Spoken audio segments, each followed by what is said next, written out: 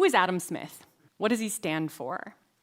Now, among this audience, I imagine you probably have the right answer in your mind. An 18th century Scottish moral philosopher who wrote the work The Theory of Moral Sentiments in 1759 and gave lectures on jurisprudence, and also happened to write The Wealth of Nations, published in 1776. But for most audiences, and including my students, the thing that comes to mind when I ask them, who is Adam Smith? What does he stand for? They'll say things like, he's an economist. He's the father of economics. He's the father of capitalism. Smith is a shorthand for the virtues of the free market and the vices of government intervention in economic affairs. However, a persistent theme among scholars, and Smith scholarship especially, of the last several decades has been that Adam Smith is not an economist, or at least not just an economist.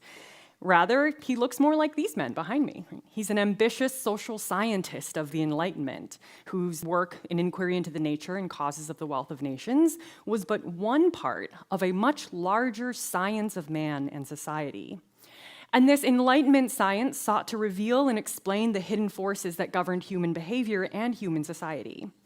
So in the first work, The Theory of Moral Sentiments, Smith explored how and why people learn moral behavior. Economists such as Milton Friedman and George Stigler distilled Smith's ideas into a popular and powerful myth that rational self-interest was the sole premise for the analysis of human behavior, and that the invisible hand of the market, not the heavy hand of government, enshrined personal freedom of choice. By drawing attention to Smith's theory of moral sentiments, not just his Wealth of Nations, Crystal and Himmelfarb wanted to argue that Smith provided a way to restore the soul of capitalism, that capitalism wasn't just about cold, calculating self-interest and profit-seeking, but also about moral improvement.